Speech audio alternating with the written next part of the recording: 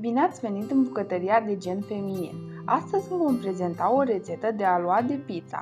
Pentru această rețetă vom avea nevoie de următoarele ingrediente: 300 de ml de apă călduță, 500 de g de făină de tip 650, un praf de sare, 2 linguri de ulei de măsline, o linguriță de zahăr, un pliculeț de drojdie uscată. Pentru început vom pune drojdia uscată peste apa călduță.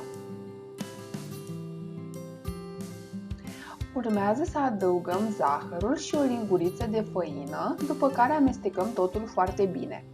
Chiar dacă drojdia uscată nu necesită dizolvare, prin această metodă ne vom asigura că apa a fost suficient de caldă ca să o activeze. După ce drojdia s-a dizolvat, o dăm deoparte timp de câteva minute sau până când începe să se spumeze ușor pe deasupra. Urmează acum să cernem făina împreună cu sarea. La făina de tip 650 vor rămâne urme de tărâță însită din cauza că este obținută din grâu dur și este mai puțin rafinată. Are o concentrație mare de gluten și este potrivită pentru a coace aluaturi care necesită dospire și sunt elastice, cum ar fi de exemplu pâinea sau aluatul de pizza.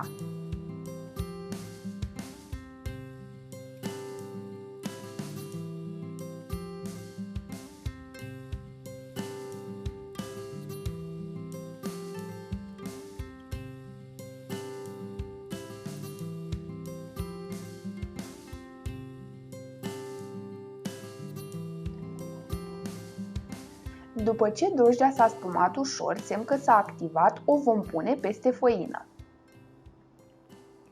Turnăm și uleiul de măsline și începem să frământăm ușor cu mâna.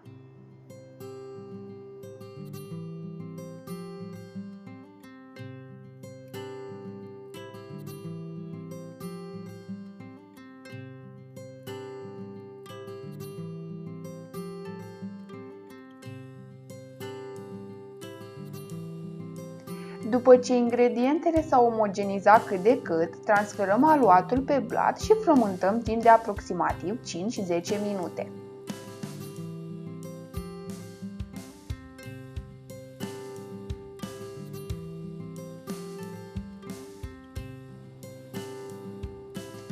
Când aluatul începe să se lipească de mâini, mai pudrăm ușor cu făină suprafața de lucru.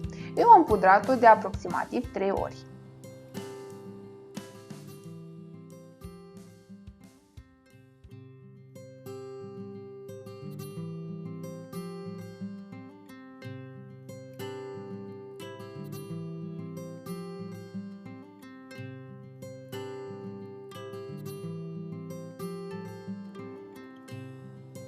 La final trebuie să obțineți un aluat nelipicios pe care îl formați într-o bilă și în care, dacă apăsați cu degetul, revine la forma inițială. După ce aluatul este gata, îl puneți într-un bol uns cu puțin ulei de măsline și pe care îl acoperiți cu folie alimentară. Trebuie să-l lăsați adospit într-un spațiu cald și ferit de curent pentru aproximativ o oră sau până când își dublează volumul.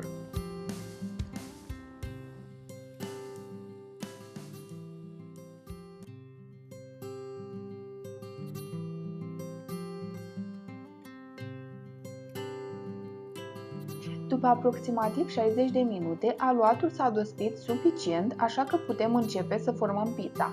Mai întâi vom pudra blatul cu făină. Răsturnăm aluatul și îl pudrăm și pe acesta bine cu făină, după care îl împărțim în funcție de dimensiunea tăvii. Modelăm apoi bucățile în bile. Eu am folosit o tavă cu diametru de 32 de cm, așa că l-am împărțit în două.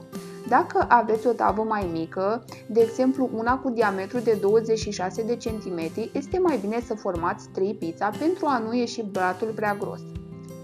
Dacă nu aveți o tavă specială de pizza, le puteți coace chiar și pe fundul unei forme detașabile cu inel pentru tort. Va ieși la fel de bună.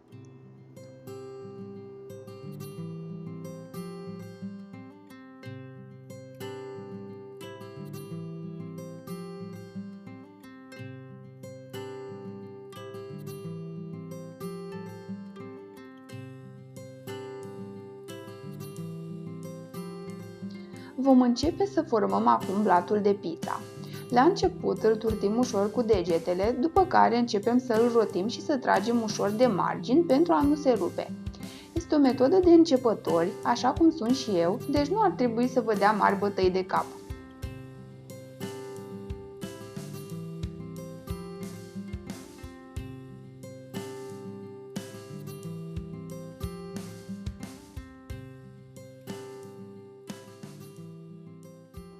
După ce întindem aluatul, îl măsurăm cu tava pentru a ne asigura că are mărimea corespunzătoare. Îl rulăm pe un sucitor și îl așezăm în tava de copt. Cu ajutorul mâinilor îl întindem cât mai uniform.